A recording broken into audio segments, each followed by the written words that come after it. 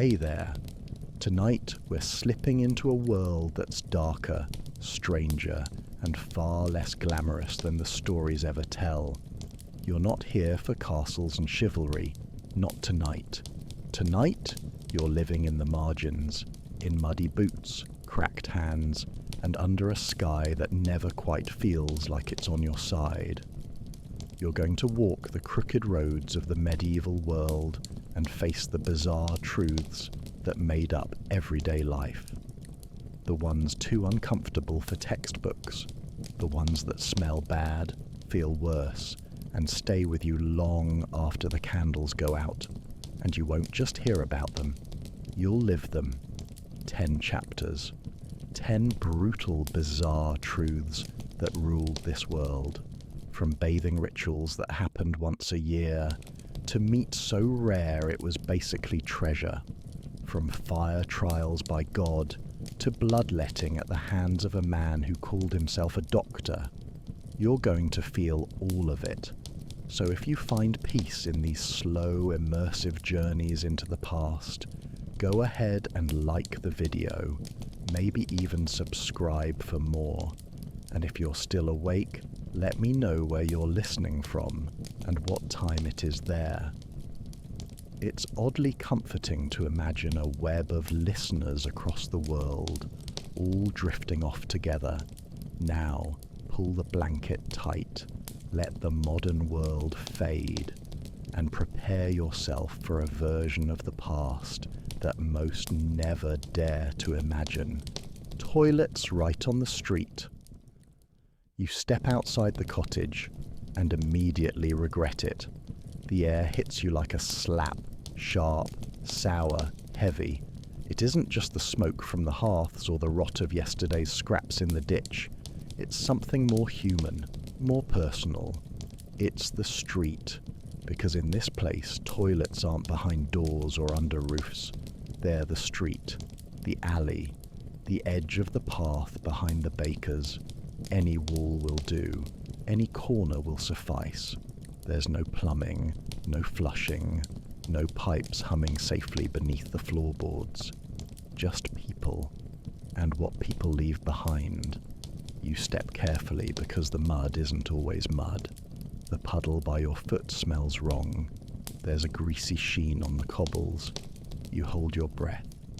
You step again. And then you see it. Someone ahead of you, squatting behind a half-rotten cart. They nod at you as if to say, "What else can we do?"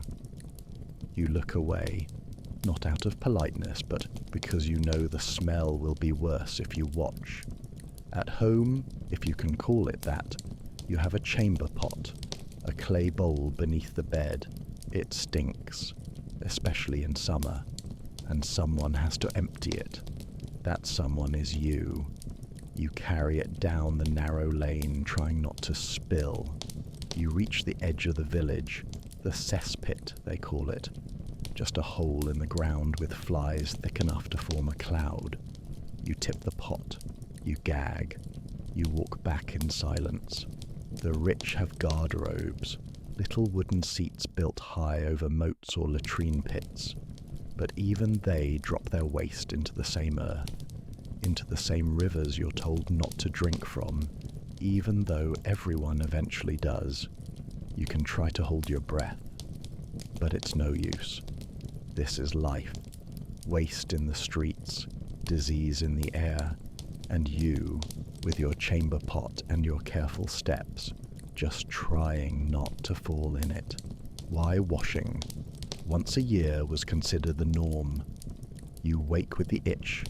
It starts at the back of your neck, just beneath the edge of your coif, then under your arms, then your thighs, fleas again, or lice, or both. You scratch without thinking, and then stop, because once you start, it's hard to stop. You want a bath, but that's not how things work here. Baths aren't daily, they aren't weekly. They're events, risky ones, something to be planned, feared even. Water is rarely clean. Soap is scarce, and too much bathing. They say it opens your pores to illness, makes you weaker. so you wash when you must. Once a year, maybe twice if you're lucky, or cursed. You remember the last time. The village bathhouse was fired up in spring when the river swelled high enough to fill the barrels. You went in with your whole family. Same tub, same water, no privacy, just steam and elbows and skin too raw from scrubbing with sand and ash. You sat on a stool while your mother poured water over your head with a cracked ladle. Your brother kicked you in the ribs. Your father sneezed. Someone farted. And you called it clean. That was months ago. Since then it's been spit and rags. A damp cloth behind the ears. A quick rinse of the feet when they stink too badly. Your shirt hasn't been boiled in weeks. You think about the shirt and its crusted collar and the way it scratches your skin when it's too hot. But there's no second shirt. This is it. The wealthy might scent themselves with oils, rub in rosemary, burn herbs in their halls. But you have a branch of mint tucked behind your ear. You chew it sometimes, pretend it's a bath. The worst part? You don't notice the stink anymore. Not yours, not theirs. The smell has become the air itself, sour, human, alive. You breathe it in with every yawn, every word, every prayer. And the itch never quite goes away. Judgment by God, trials of fire and water. The crowd is already waiting. You can feel them long before you see them, packed tight around the churchyard, murmuring like flies, faces hard with suspicion. You walk between them, heart pounding, wrists bound, feet unsteady. You've been accused, maybe of theft, maybe of sorcery, maybe someone simply doesn't like your face. In this world, truth isn't decided with words, it's decided by God, and God speaks through fire and water. You're led to the platform. The priest is there, muttering Latin, swinging a thurible that belches thick choke and smoke. You can barely breathe, you can barely think, but you know what's coming. Your trial, by ordeal. They call it Judicium Dei, God's judgment. No jury, no defense, no proof, just pain, and whatever the pain reveals. Today, it's fire. They bring out the iron, red hot.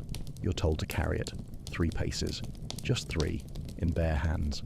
If your burns heal clean in 3 days, you're innocent. If they fester, you're guilty. They place it in your palms. The pain is immediate, searing, total. You walk, you stumble, you scream, but you walk. 1 pace, 2, 3, then drop it. They bind your hands in linen, and you wait.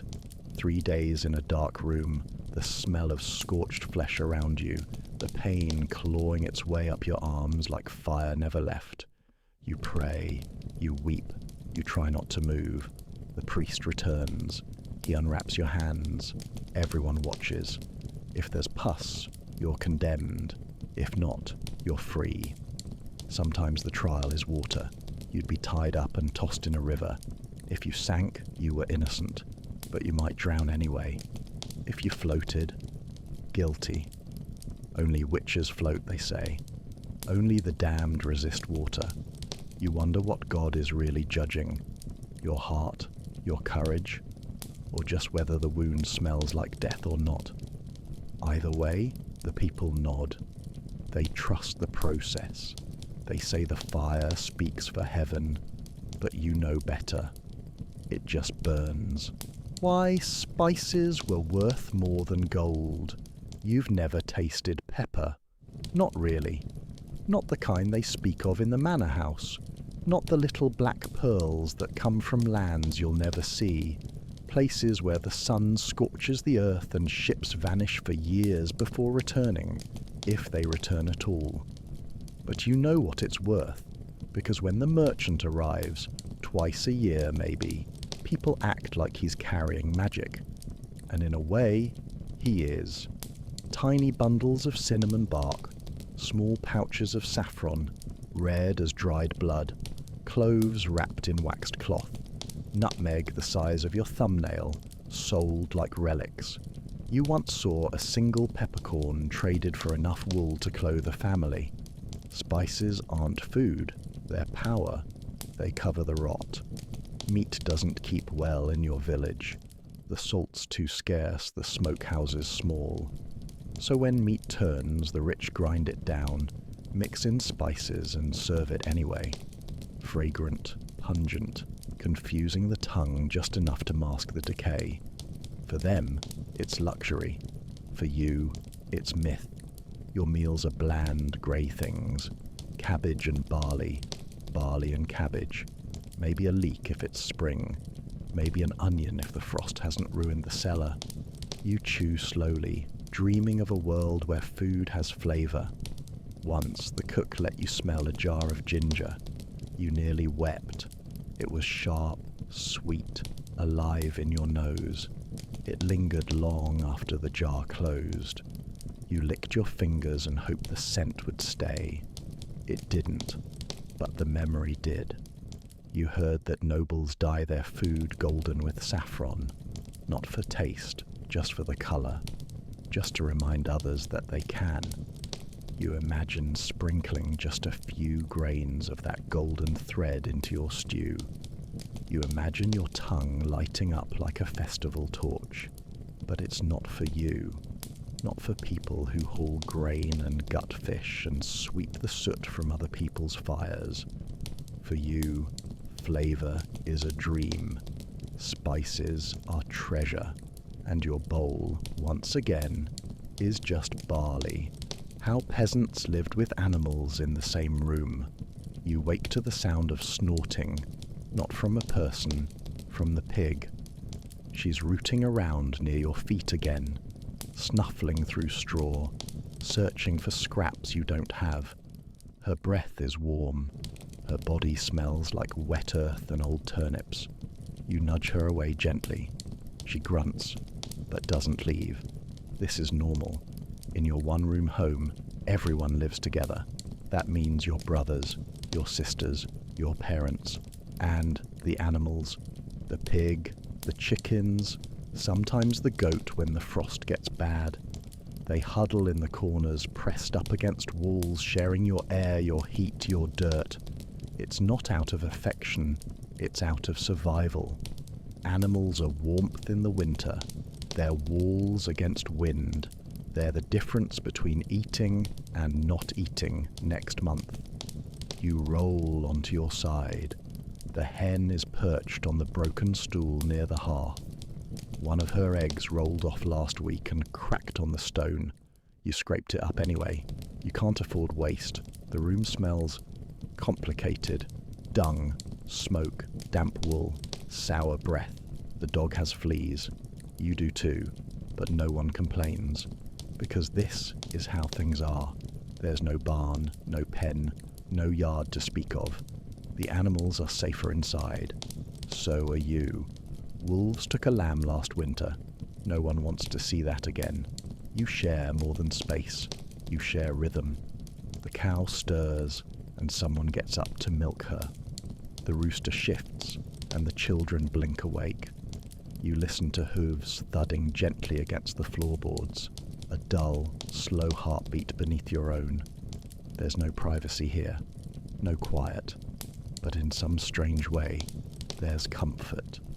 The steady breath of the pig, the sleepy cluck of the hen, the soft murmur of your sister turning in her sleep. You're all just trying to make it through the same long night. Together. Weddings at age 12 and earlier. You're not ready. You don't even understand what's really happening. You know only this.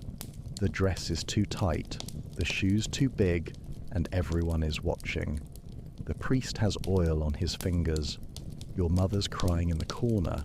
Not tears of joy, just exhaustion. Your hands are shaking, but you keep them clasped.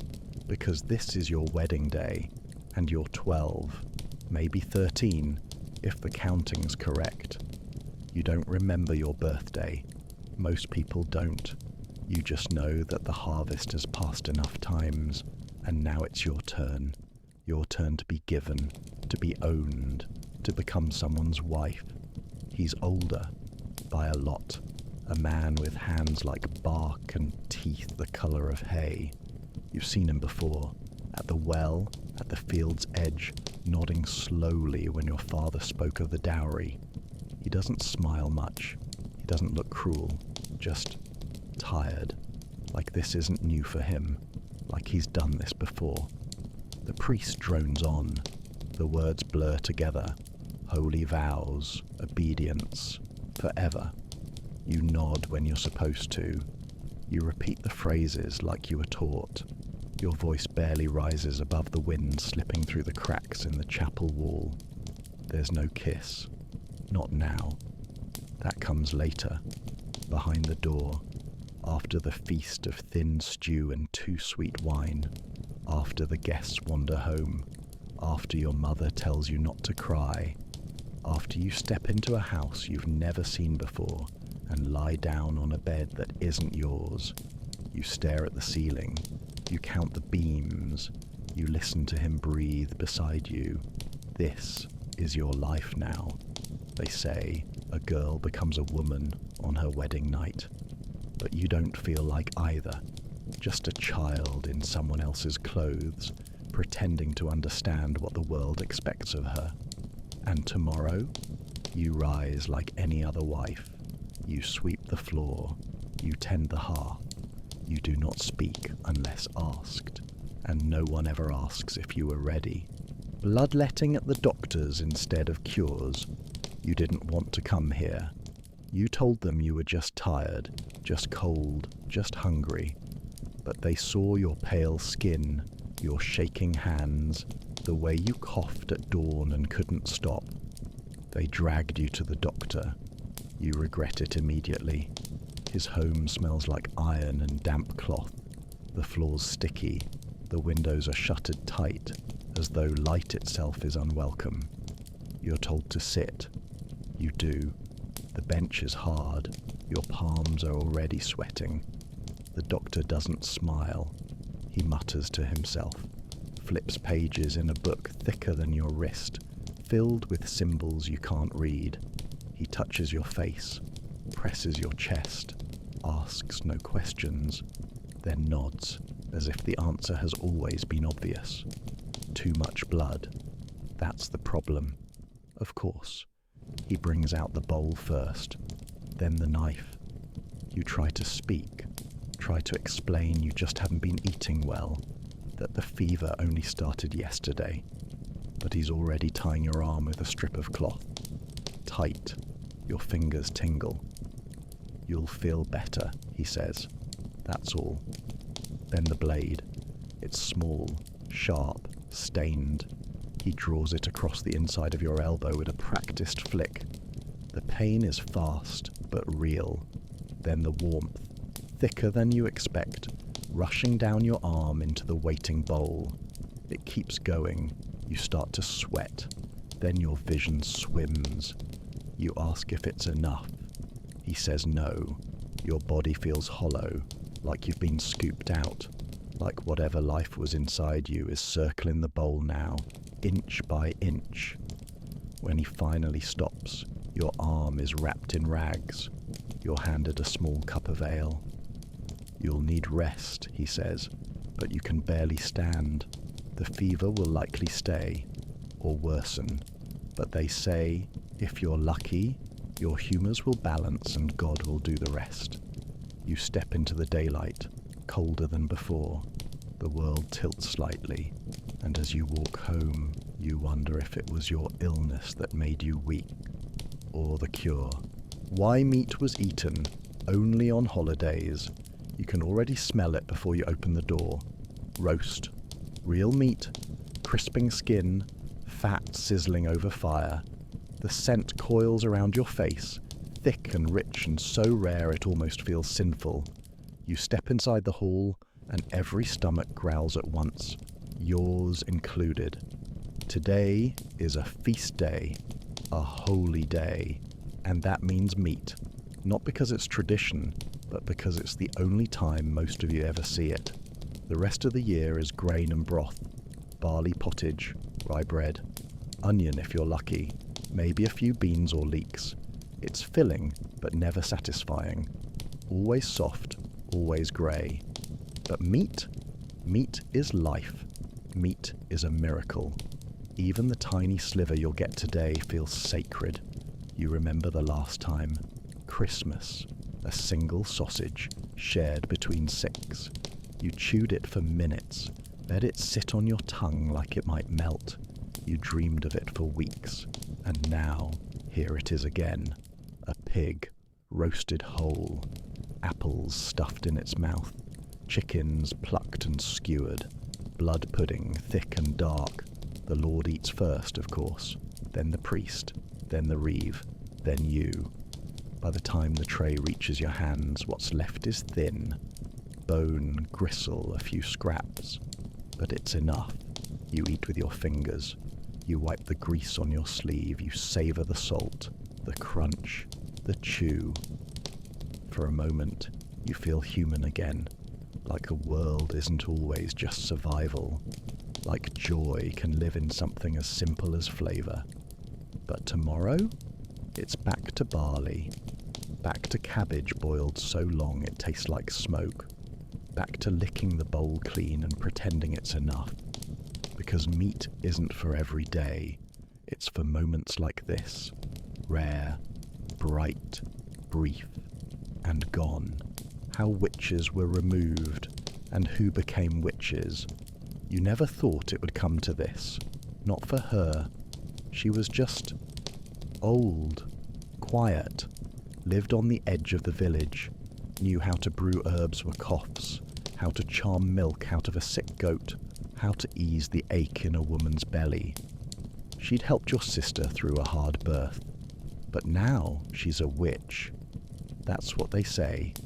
The baby died, the crops failed, a cow was born with one eye, someone got sick and didn't get better, and when people needed a name, hers was already waiting. It starts with whispers, then stones at her door, then shouts, then the reeve comes. She's dragged to the square, her ankles bound with rope, her hair torn loose from its braid. The priest recites scripture. The villagers watch in silence, except for the children who whisper to each other, wondering what it means to be cursed. They ask her to confess, to flying, to demons, to spoiling milk with a glance. She says nothing, so they make her float. They tie her wrists and ankles, carry her to the river and throw her in. If she sinks, she's innocent. If she floats, she's guilty. She floats. Her skirts trap air. Her body rises, and the crowd gasps like they've seen a miracle, when really they've seen a trick of cloth and terror. She's pulled out, chained, tried, condemned. You hear the sentence, fire. Not today, not even this week. They'll wait. Make her sit in a cell. Let her think. Let her feel every breath as a countdown. They say witches must burn because fire purifies, but you know it doesn't. It just hides the truth in smoke and ash. She wasn't a witch. She was poor, female, alone, and that was enough. So tonight, you tuck your herbs deeper into your apron. You smile more. You speak less. Because anyone can become her. All it takes is fear, and a crowd looking for someone to blame. Medieval deodorant. It's smoke and mint. You smell yourself before anyone else does. The shirt clings to your back. Your hair is slick with sweat. Your underarms are damp even in winter. You try not to move too quickly, not to lift your arms too high, not to sit too close to anyone if you can help it. Because there's no such thing as soap here. Not really. Not for you. Not the kind that scrubs away odour and leaves you sweet like lavender fields or lemon groves. That's a luxury for the people who don't haul firewood or sleep with pigs. You have other methods. Cruder, stranger, desperate. You start with smoke. You sit by the fire and let it wash over you. You lift your tunic and let the smoke crawl into your clothes. Your skin, your hair. It masks the worst of it. Turns body odor into something more like charred wood and sweat baked dry. But too much smoke makes your eyes burn. So you turn to plants. Mint, mostly. Not for brushing your teeth, though you wish it were. No, mint is tucked behind your ears, sewn into your collar, sometimes chewed, then spat into the palms and rubbed into the armpits. Not fresh mint, dried, crushed. Other people use rosemary, or lavender if they can get it. Once you saw a girl from the manor house walking with a sachet of herbs hanging from her belt. She didn't stink at all. Not like you. She smelled like something you'd want to eat. You envy her. But you keep walking, because envy doesn't clean your body and wishing doesn't dry your skin. When it gets really bad, you rub ashes under your arms. You pretend it helps. You pull your shirt tighter and move through the world like everyone else. Quietly, head down, hoping no one comments. And they don't, because they smell too. The whole village does. It's just part of the air here. A blend of wood smoke, mould, wool, unwashed feet, and life. So you lean into the wind when it blows. Hope it carries some of it away. And when you find a mint sprig by the road, you pick it up and breathe. And now, you know, the parts of the Middle Ages they never showed you in storybooks. No castles, no quests. Just sweat, fear, rot, and silence. Just people.